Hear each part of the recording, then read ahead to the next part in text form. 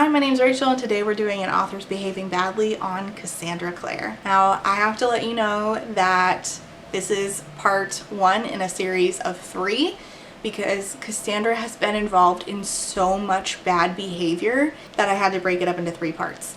Today's part is plagiarism, which she has been involved in allegedly. Allegedly, I have to say, because I don't want her coming for me in a lawsuit. Probably twice, maybe more times. We'll get there. Cassandra Clare is the author of the extremely popular young adult series of Shadowhunters books. She is a serial offender of bad behavior and has for a long time deserved her own episode dedicated of this show that I do here on my channel. Why haven't I done it? Cue the clown music. The Cassandra Clare fandom is, in a word, yikes. Listen, it's not that I haven't read the books. I have. They're in the trunk of my car right now. There's probably one down here. Oh, look at that. The City of Lost Souls. I have a bunch of them, okay? I own them. They're around here somewhere. It's not that I haven't read and enjoyed the books. I did like them when I read them in 2008 through 2012. Oh wait, I read the Dark Art. No, I read the Infernal Devices? Yeah, the Clockwork ones. I read those in like 2018, 2017? I think I was pregnant, so 2018. Anyway, all this to say, I get it, but when I read them, I could have passed Cassandra Clare in the grocery store and not known who she was at all. Like, I couldn't pick her out. I was not part of the Cassandra Clare fandom. I just really enjoyed her books, but her fandom has been and is scary. She used to really go after people on the internet, and we will talk about that, but now mostly her stans just do it for her. For example, I tweeted that I was doing this video thinking that it would just go to my normal audience, that 20 people would say like, and then a couple of people would be like, can't wait. No. Instead, it's been quote tweeted a bunch of times, got way more traction than I anticipated. The stans found me, and they started acting like Donald Trump supporters, with more than one quote tweeting me saying, I don't care if she bullies people, she should, weird, and she could murder someone and I will still support her. Gee, that rings a bell. They say, I have the most loyal people. Did you ever see that? Where I could stand in the middle of Fifth Avenue and shoot somebody and I wouldn't lose any voters, okay? So that's why I didn't do this sooner. Similar to me doing the video about Jay Kristoff, I didn't want to have to deal with a bunch of weirdos telling on themselves about how little scruples they have. But I'm in the season of my life where I am Kevin McAllister. Hey, I'm not afraid anymore. I said I'm not afraid anymore. My general message to Cassie's fans is, I don't care! And also eat me. Oh, and as always, thank you for the ad revenue. So today we're going to talk about the wild, wild world of Cassandra Clare's behaviors, dealing specifically with her plagiarism. We're also going to do a video on her incest stuff, and then we're also going to do a video on the lying, stealing, bullying, and harassment. Okay? Okay. But first I must do the thing. You all know what's coming. Thank you for being a friend to my patrons. First, to those paying my therapy bills. Today's therapy is going to come in the form of weed. I'm going to need it after filming this. Eric, Jill, Molly, Lex, SJ, and Zachary, thank you so much for being a friend. I appreciate y'all. And to my potato starch Marxists, Aiden, Allison, Brittany, Caitlin, Carlin, Celia, Chris, CJ, Corey, Diet Goth, Eden, Ebby, Elise, Aaron, Gracie, Horror Goose, Jen, Jillian, Jules, Kate, Katie O, Quinn, Kylie, Laura, Marcella, Nicole, Morgan R, Morgan W, Paige, Peggy, Ray, Reba, James, Anita, Sammy, Sarah, Shannon, Sean, Talia, and Winter. Thank you so much for being a friend. I appreciate y'all so much. Thanks for sticking it out, waiting for this video, and agreeing to let me do this in 3 parts. I went and asked my patrons before deciding definitively, because I wanted to sort of like center them, since, you know, they're the ones that I I get paid from. So I appreciate y'all saying that you were cool with it. And now here we are, part 1. Oh, also, if you love caffeine as much as I do, the nice folks over at Jobby sent me this wonderful, super easy to use, easy condensed coffee. You pour 2 teaspoons, or you can do less if you are not as much of a caffeine consumer as I am. You can pour it in a glass of soy milk, as I do, with a little splash of creamer and some ice, and then you stir with a straw, and ta-da, you have delicious coffee in like 20 seconds, which I need it to be that quick because I have kids constantly asking me for things. So, you know, I need my caffeine as quick as I can get it. And I don't want to drink Monsters 3 times a day, every day. today. So if you want to try Javi, you can click the link down below. Cassandra Clare, what? I already fucked up? Are you serious? Cassandra Clare's real name is Judith Rumelt. She was born to, her parents are from the US, but she was born in Tehran, Iran. She is Jewish, but she has described her family as not religious. Judith's first book, City of Bones, came out in March 2007. This was the first of the Shadowhunters books, the first series being The Mortal Instruments, but that was not the first thing that she wrote that was called The Mortal Instruments. The other one was an incest fic. We'll get there, not in this video, in part 2. Cassie's writing started in fanfiction. Recently, someone asked her about this, apparently, at a live panel. My God, I wish someone had recorded it. Going under the name Cassandra Clare with an I, she wrote very popular fanfiction, one being the Draco Trilogy, which was Harry Potter fanfiction starring Draco Malfoy, and the Very Secret Diaries, which was based on The Lord of the Rings. She did delete her fanfiction from the internet shortly before publishing City of Bones, but you can find it if you know where to look, which I did. Of her origins, she says, after I read the Harry Potter books, my best friend was heading off to medical school, and I asked her if there was anything I could do to amuse her while she was there being tortured by the professors, and she said she would like me to write her a story about Harry Potter and Draco Malfoy and how they switched places, and that became the Draco Trilogy, which I wrote for her, and then she said, you should put it up somewhere online, so I did. It was like the first 3 or 4 chapters at that point. I'd never interacted with any fan community. I didn't know who wrote fanfiction. It was a complete mystery to me. I'd found fanfiction.net by Googling, and I just put it there because I was trying to find a place that had an easy upload interface, and there were no Harry Potter archives at the time that I could find. But she would eventually get booted off fanfiction.net for plagiarism. She wrote 3 fanfiction books in her Draco trilogy. Draco Dormiens in August 2000, Draco Sinister, and Draco Veritas in the years of like August 2001 through 2006. Her Draco trilogy was hugely popular. She was a BNF, a big name fan in the fanfiction community. She interacted in the community, more on that later. She's cited as the source for the fanfic idea of Draco in leather pants. She became part of this inner circle of fanfiction writers who were hugely popular. Her and her friend Heidi were part of this inner circle on these fanfiction websites. And someone who was very into reading Harry Potter fanfiction at the time, a person who online goes by the name of Avocado, caught wind of Cassandra Clare's Draco trilogy and said, okay, let me look into this. I'd like to read it. She said, once I started reading, I enjoyed Draco Dormiens. It was amazingly well written in some sections, while other sections were much rougher. But, well, fanfiction, you take what you can get. What I found oppressive were the television quotations. A longtime fan of Blackadder, I was able to find all but one of my favorite quotes from Blackadder in Draco Dormiens. Was also a fan of Red Dwarf and Buffy the Vampire Slayer. Same.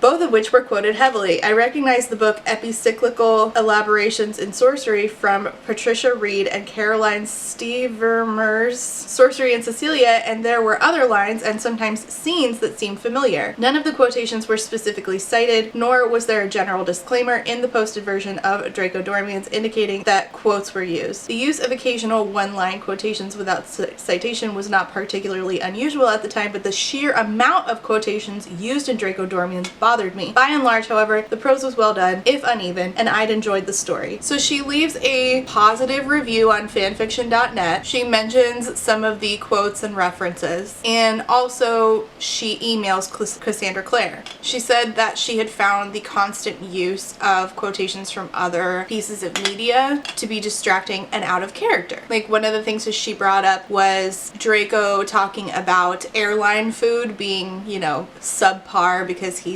rich. Draco Malfoy would not fly on planes, he would use flu powder. So Claire responded, said she enjoyed the quotations, her friends liked the quotations, and she planned to keep on utilizing them. So Avocado decides to keep reading and reads Draco Sinister. And here's where it jumps from using familiar quotes and lines to flat out plagiarism. She said, in chapter 4, the first disclaimer for use of quotations appeared. Disclaimer, I've mentioned all this before, but I suppose it bears repeating. repeating. None of the characters are mine. They all belong to J.K. Rowling, obviously, and Draco's and others' lines come from many sources. Some are made up, some inspired by many sources, including but not limited to Buffy, Forever Knight, Due South, The X-Files, Woody Allen, The Handbook for Evil Overlords, obscure British sitcoms, Monty Python, Shakespeare. I could go on, but rest assured that no maliciousness is intended, and I want you to remember this very specifically, not making 1 cent, even more obviously, off writing this, nor would I even want to. Please remember that. This woman is worth $8 million currently, so if you want to play Spot the Quote, feel free. More fun for everyone. Is it? Avocado says, initially, she was glad to see the disclaimer was there, but then she kept reading and says, I found more and more frequently quotes being used, and it wasn't just quotes. Entire sections of the book, lengthy sections of the book, were from other pieces of media, and no citation. And this blogger gives, I shit you not, example after example after example after example of whole sections of the Draco Trilogy being directly taken from other works with no source to be found. Avocado further says, one thing I noticed in reading both Draco Dormiens and Draco Sinister was inconsistency in the prose. The style changed. Scenes would be in tight third person and have heavily evocative language. Then there would be clumsier scenes with bouncing viewpoint. There had been several lines in the course of reading that had jerked me out of scenes they were in, and some scenes had seemed oddly familiar. On the initial read-through, I chalked all of these factors up to the fact that I was reading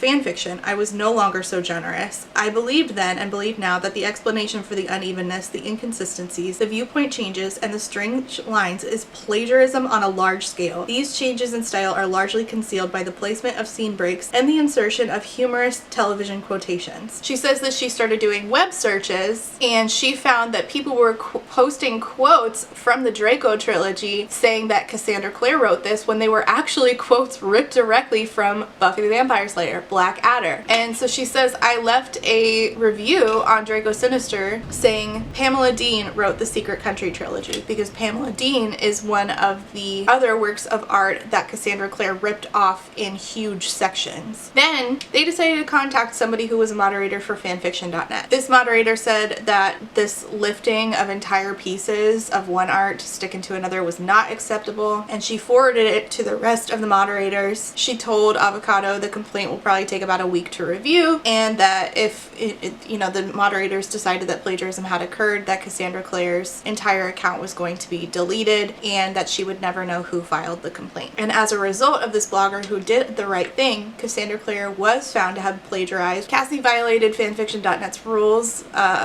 surrounding plagiarism, so her entire account was deleted. The blogger did the right thing again. And so at this point now I'm going to bring up Cassie's friend Heidi, who was in the inner circle of fanfiction writers, their friend group, which more on Miss Scribe, who was part of that in part 3. Part of this inner circle was Heidi. Avocado had actually found out about Cassandra Clare's fanfiction from Heidi. Heidi was a copyright lawyer, a lawyer who specializes in copyright infringement, allegedly, and she was Cassie's friend. She would go into forums promoting Cassie's fanfic. So Heidi gets wind of this. An attorney who allegedly knows the ins and outs of copyright was in message boards saying that plagiarism is never mentioned in copyright law, and tried to argue that fanfiction.net, the moderators of fanfiction.net, were being foolish because if Cassie was copyright infringing, then everybody on fanfiction.net was copyright infringing. So the moderators end up closing all the threads. The conversations then moved to POU, which I guess is a website. I don't know. It's hard to find receipts. This was 16 years ago. It stands for Paradigm of Uncertainty. The conversation moved there, and there Cassie gets upsetty spaghetti. Allegedly, because I don't want Heidi and Cassie coming out in 2022 to sue me. Allegedly, Cassie said, I don't really know what to say yet since I just woke up. Heidi called to tell me about my being blacklisted. All I could say is that beyond never hiding the fact that quotes in the stories are taken from Buffy, Monty Python, Red Dwarf, and so on, I've clearly stated that in my disclaimers for the stories there have been multiple and in-depth discussions on POU about the quotes with people having fun identifying them, and I even have an unofficial quote nabbing game with some of my fellow authors. I won't name names for fear of having them suddenly blacklisted, but they are some of the most popular and respected HP authors out there. HP authors.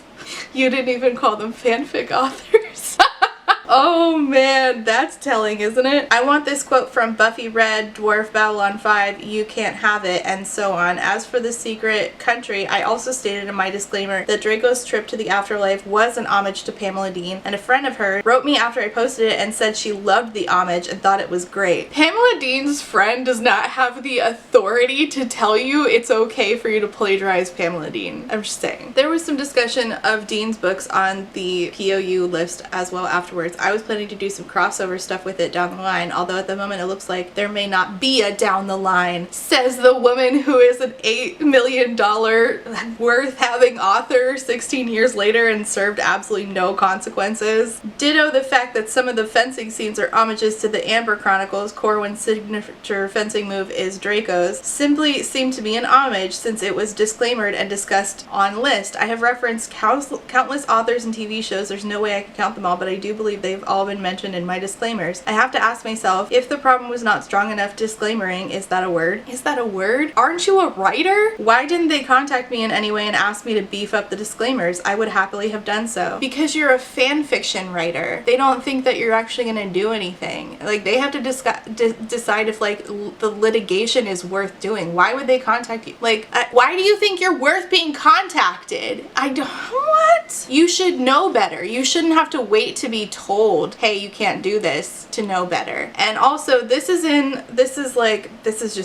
ridiculous. So people started fighting, trying to get her reinstated. There was like a petition going around, get Cassie Clare with an I reinstated. And people started like taking down their own fanfics from fanfiction.net in solidarity. Cassie allegedly said this in response: I appreciate enormously the outpouring of support and the confirmation that you will all still be reading Draco Sinister and Draco Veritas on this list as they come out. I appreciate it more than you know, but I see no reason to send hate mail or post angry posts in my defense on fanfiction.net or anywhere else. I also, while I appreciate the thought, see no need for a petition to reinstate me. I do not wish to be reinstated there, and frankly there is little chance of it happening. They have taken a stance, and while many consider it to be an unjustified stance, they cannot now back down from it without looking stupid. The only person who looks stupid here is absolutely you. You plagiarized and you're pretending that you didn't do something wrong. What? And what do you mean an unjustified stance? It's an unjustified stance to have rules against plagiarism? Cassandra, Judith, stop it. Also, it is their site and their right to boot me in whichever manner they please. No.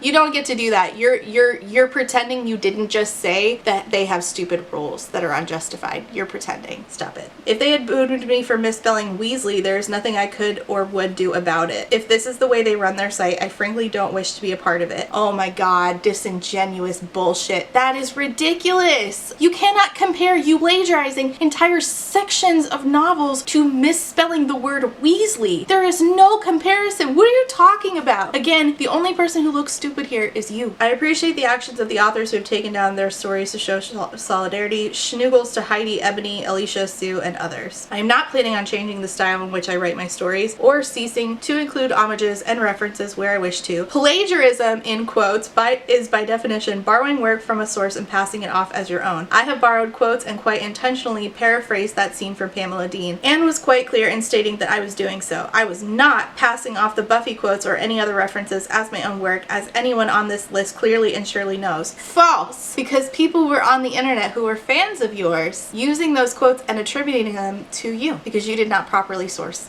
However, as far as fanfiction is concerned, from what I can tell, they do not care that I clearly cited the works I borrowed from. Then why were people citing them as if you had written them? I don't know what this says about songfics where huge chunks of copyrighted lyrics are reprinted, often with very little figure on them, but it's not my business to make the rules. Oh my gosh, this is a red herring is what that is. It's a, yes, I did, oh look, a red herring. It's to distract from what she did by saying somebody else is doing something in an attempt to diminish what she has done. I say let's let it go. The actions and attitudes of fanfiction.net, which I have found an unpleasant place at the best of times, have made it clear to me that I no longer wish to be a part of that community. I am quite happy to continue distributing DS and DV here and on CNR and HP fanfiction. I happen to strongly disagree with the position they've taken here and the way they choose to take it, but they are free to make whatever rules they like. It's their site. However, if there's one thing I've learned from our beloved HP books, it's that following arbitrary rules is not necessarily going to get you anywhere. Okay, let somebody plagiarize your book. books, Cassie. I mean, I'm not confident that she's ever made a original thing in her life at this point, considering how much she plagiarized. Let somebody plagiarize you. Go on. Avocado, the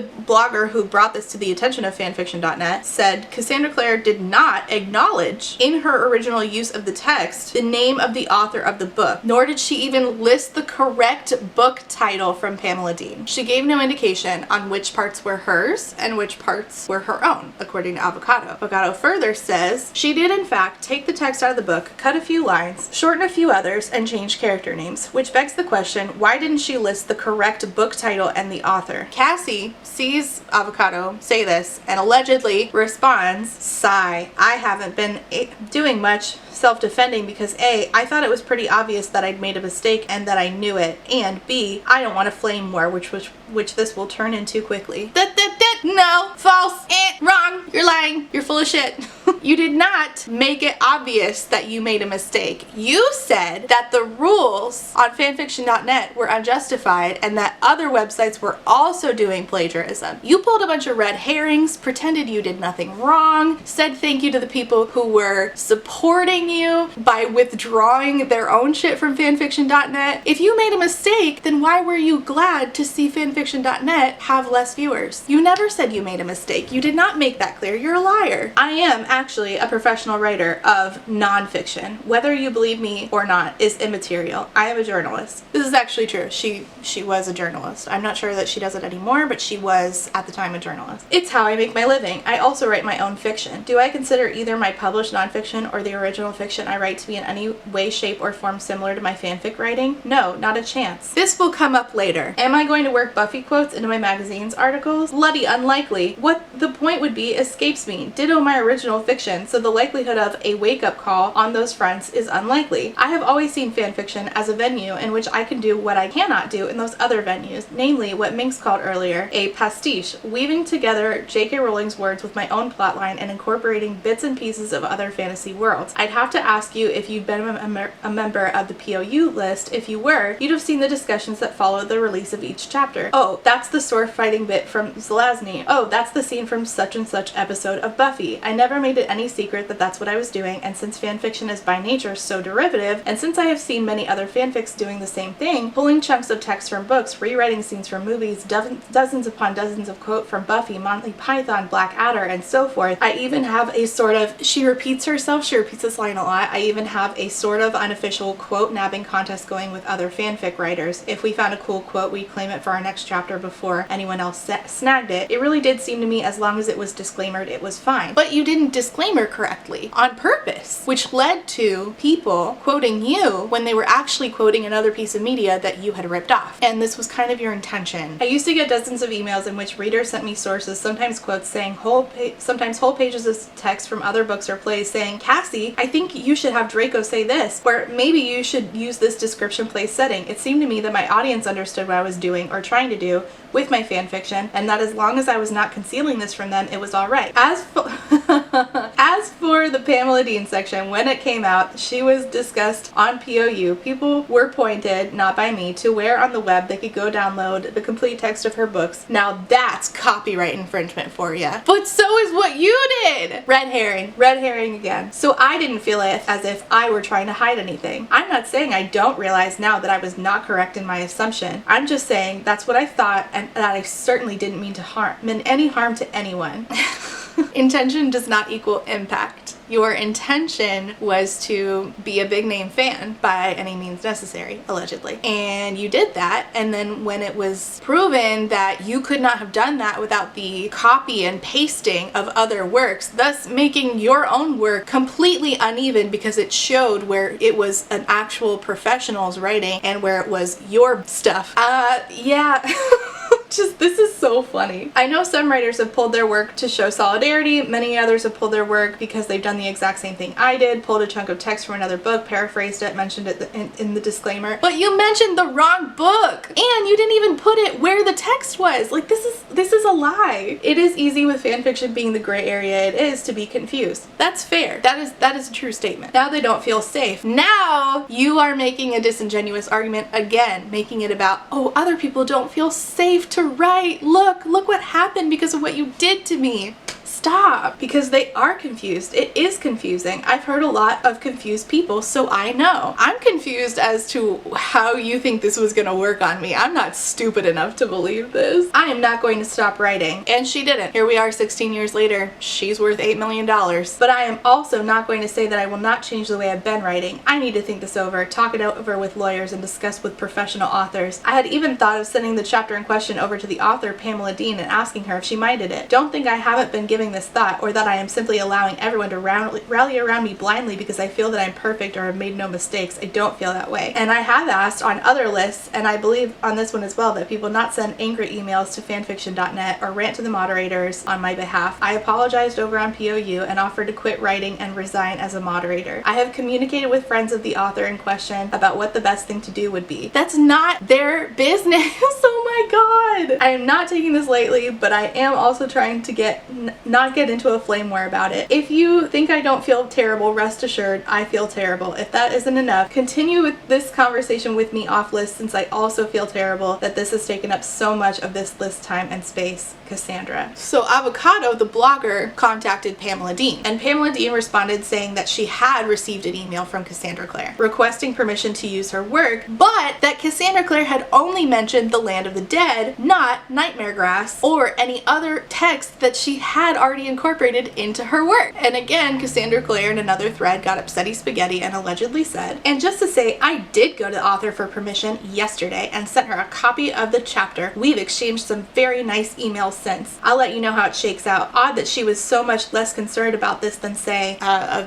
person involved in this named Michaela, who is not Avocado, considering that she's the one with the right to be upset in the first fucking place. So you admit that you plagiarized her, and she has a right to be upset. Alright, I will link you to Avocado's blog post about this, though it's in the Wayback Machine. But it'll be there in case you want to read the full thing. But this was not the last time that Cassandra Clare accused of plagiarism. It is the one that she won't talk about anymore, though. Second plagiarism accusation comes more recently. In 2016, author Sherilyn Kenyon, who wrote the Dark Hunter series, sued Cassandra Clare, alleging that the Mortal Instruments series, first book being City of Bones, knowingly and willfully copied Sherilyn Kenyon's Dark Hunter series. The Dark Hunter series came out starting in like 1998. City of Bones was published almost a decade later, which was the first of the Mortal Instruments. So in 2016, on February 5th, Kenyon files a lawsuit which alleged copy mark and trademark infringement and asked for damages, loss in profits, and an end to the infringement, which would effectively end all of Cassandra Clare's future books and like TV projects. And the entire lawsuit is still available to look at online. I will link down below, and it lays out a bunch of similarities between the two series. Both Dark Hunter and Shadowhunter books, it says, are about an elite band of warriors that must protect the human world from the unseen paranormal threat that seeks to destroy humans as they go about their daily lives. Quote, they are both given a manual on how to conduct their mission and on how to conduct themselves when dealing with other entities and species in their fictional world, says the lawsuit. And it shows side-by-side columns showing you the similarities between the two. Both series employ a line of warriors who protect the normal world from demons. In both series, a young person becomes a part of the Dark Hunters or Shadowhunters world after being saved by a gorgeous blonde Dark Hunter or Shadowhunter. They each must kill their demonic father. Both Dark Hunters and Shadowhunters have enchanted swords that are divinely forged, imbued with otherworldly spirits, have names, and glow like heavenly fire. In the lawsuit, Sherilyn Kenyon alleged that she was made aware of the similarities by her fans, by her, quote, distressed fans in 2006 about Clare planning to publish a work that, quote, incorporated Kenyon's Dark Hunter marks. Kenyon alleges that she asked for any references to Dark Hunters to be removed and that Cassandra Clare did so, replacing it with the term Shadowhunter. But according to Kenyon, despite assurances that use of the term Shadowhunter would not be expanded, quote, Clare has persisted over time in expanding her use of the term Shadowhunters from a mere description of her protagonist, first to a tagline on the cover of her works, and eventually to a complete rebranding of her works so as to be confusingly similar with the Dark Hunter series. And again, the lawsuit has example after example of things that Sherilyn alleges make it clear that Clare plagiarized her Dark Hunter series. So for instance, their main characters, Nick Gautier versus Clary Frey, believes himself a normal human until the night when a mysterious mysterious dark hunter saves his life, has his supernatural powers bound and doesn't know about them until after his mother is kidnapped by demons, discovers the psychic mystic who lives next door is not what she seems. Yes, all of that to happen to Clary Frey in City of Bones. Adrian Malachi, Nick's father, has another paranormal son, tries to make his sons more evil and strengthen himself, escapes and goes into hiding, tall and very handsome, used demon blood to convert humanity, had a brother-like friend he betrayed who hates his guts, tried to burn the humanity from his children. Yes, all of that is similar to Valentine. And there's like list after list of stuff that Sherilyn Kenyon alleges make her and the Shadowhunter series hard to differentiate. And the suit claimed that copyright was violated when Clare used concepts that originally were used in Kenyon's Dark Hunter series and used these in the Mortal Instruments. And there are further claims, again, that Kenyon and Clare spoke about this in an effort to ensure that the Mortal Instruments franchise did not, step on Sherilyn Kenyon's toes, essentially. Initially, Cassie's lawyer said that Cassie was surprised and disappointed, and the lawyer said that they reject the claims as baseless. Okay, so eventually they settled out of court, okay? But the story took a weird turn. In 2019, Sherilyn Kenyon files another lawsuit, not against Cassandra Clare or Judith, but against her own husband in an 81-page document saying that she raised her 3 children with her husband in their home and it became a nightmare scenario, and alleged that her husband and one of her former assistants hatched a Shakespearean plot to murder her by poison. She accused her of tormenting her and undermining her success as an author. She said that she was being poisoned and that she got tests done of her hair, her blood, and her nails, and they revealed that, according to her, she had high levels of toxic metals in her system like lithium, arsenic, mercury. Her lawsuit said that her husband had taken out a huge life insurance policy on her, and she said that the entire lawsuit against Cassandra Clare was her husband's doing. She ended up doing an interview with Dr. Oz, who reviewed her test results on TV and called them concerning, which, when are we going to accept that Dr. Oz is not a doctor? Kenyon's husband, ex-husband, responded saying she's blurring the line between fiction and reality. His lawyer made a statement to her press saying these are unsubstantiated allegations. And one of her own sons, Sherilyn Kenyon's own sons, named Cabal, which is an interesting name, said that Sherilyn was behind the lawsuit. It was not his dad, her husband. She became obsessed with Cassandra Clare over a period of several years when her own sales began to drop. Cabal recalls his mom being obsessed with Cassandra Clare and still having a lot of anxiety from this period of his life, especially when he hears stomping, because all of a sudden his mom would,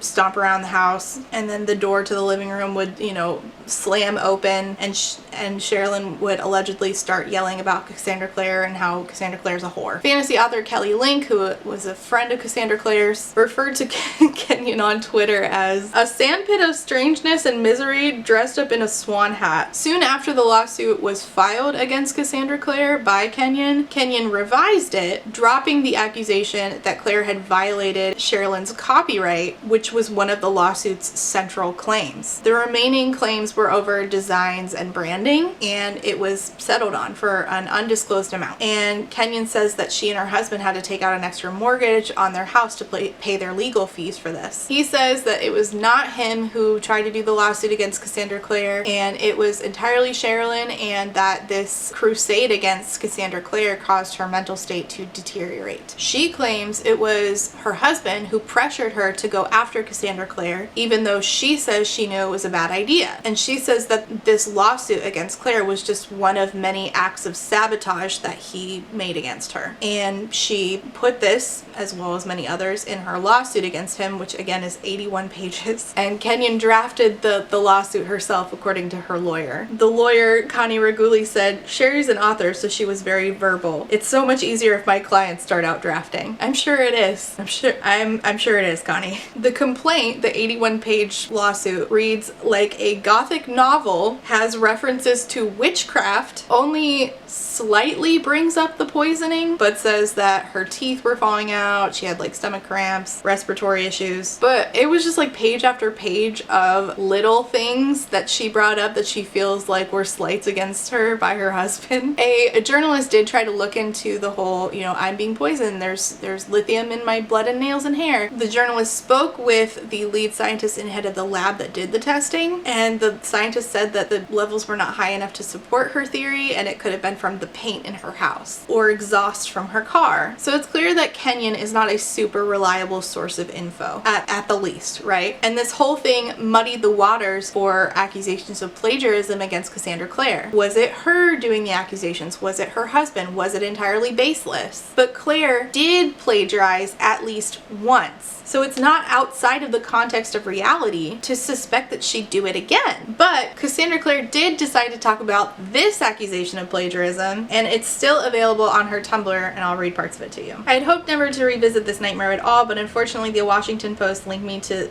this morning with some inaccurate information. Obviously my lawyers will seek a correction, but in the meantime, people will be coming here to read this, so I'm updating it. For those who have not been paying attention, the author Sherilyn Kenyon recently sued her husband's assistant, and an IT specialist who worked for them both for poisoning her. She states as well that they turned her fans against her, convincing them to write bad reviews of her books, and that her husband was responsible for her lawsuit against me. This post isn't about the current lawsuit, which is something I was surprised by, but know little about. Me and my legal team never heard anything from her husband during her lawsuit against me. I didn't even know his first name until this current lawsuit news. The current lawsuit alleges that he sent me several cease and desist letters. That did not happen. I've never met him or heard from him, just as I have never met or spoke to Sherilyn Kenyon in my life, even during the lawsuit. On May 31st, 2016, Kenyon amended her lawsuit against me, removing all accusations of copyright infringement. This would also be known as dropping those accusations.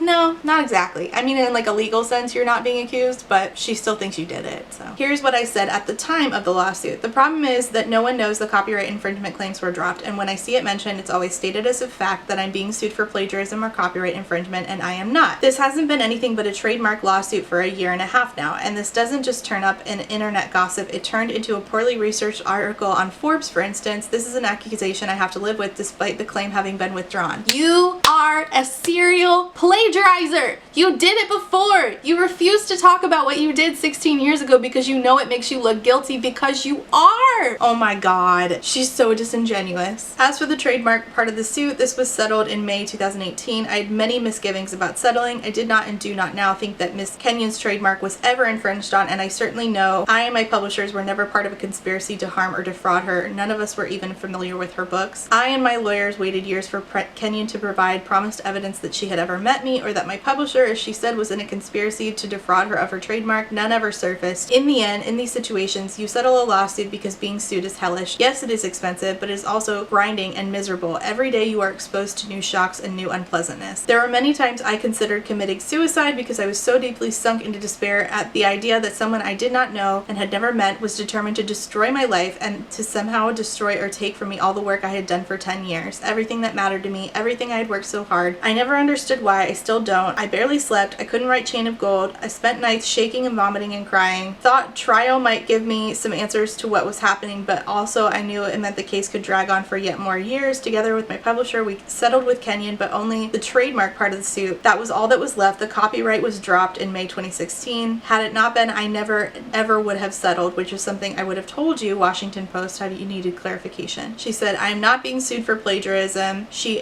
initially sued me for copyright infringement, but she dropped that claim. Why did she drop the claims? You'd have to ask her. I would guess it was because almost all of her specific claims referred to material in books she hadn't published yet by the time my books were published. Claims about the things happening to characters in books she published in 2010 that I supposedly ripped off in City of Bones in 2007, that kind of thing. In most cases, copyright infringement is kind of muddy, and the merit of the claims has to go before a judge to be decided. So if Kenyon dropped the copyright claim, isn't that the big deal thing, the plagiarism thing? I'd like to think so. Trademark claims are about branding and packaging, which by and large isn't even up to me as in regards to my books. The publishers do that. There's nothing in the lawsuit anymore that even slightly refers to the contents of my books. I care about my reputation for integrity as a writer far more than I care about my publisher's branding strategy. The thing that's so telling to me personally in this blog post is that she didn't ever mention the former plagiarism that she absolutely did, admitting to doing and threw a hissy fit over. I don't really know what to think of this whole Shadowhunters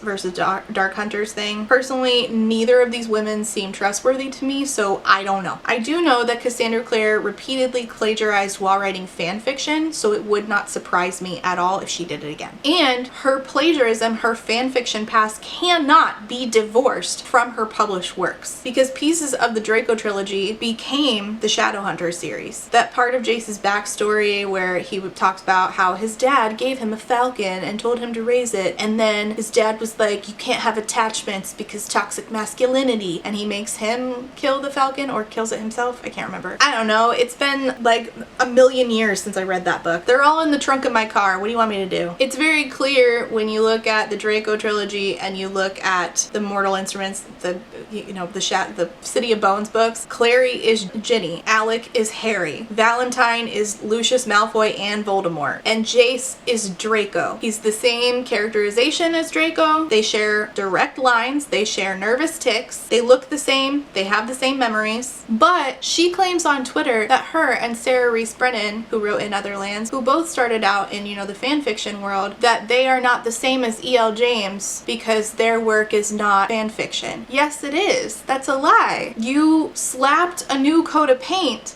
You just took a book and then you just wrapped wrapping paper on it and you're like, look, a new book. No, it's the same thing. It's the same thing. So to say these things as if you are somehow different from E.L. James, you are not. You wrote fan fiction and then you changed the names and you did a little bit of tweaking and you're pretending that you're somehow different than E.L. James. You are not. You are E.L. James. You two are the same. Her work cannot be separated from her plagiarized, allegedly, fan fiction. Interesting that she's not writing Tumblr posts about that. This is the end of part 1 of Authors Behaving Badly, Cassandra Clare, the series, the trilogy, my own version of the Mortal Instruments, if you will. In part 2, we will be discussing the multiple incest issues. Yes, multiple, both in her fiction and in her real life, talking about incest in a way that gives me the ick. But let's not discuss that here. Let's discuss the plagiarism accusation. Tell me all your thoughts below, like and subscribe. If you want early access to the future installments of this series, you can join my Patreon. I hope to have them all up in December of 2022 where we are about to be at. So hopefully I can get that done for you. Patreon's down below. If you want to tip me, Ko-fi is down below. Oh, ooh, I have hiccups. Thanks so much for watching and I will see you next time. Bye.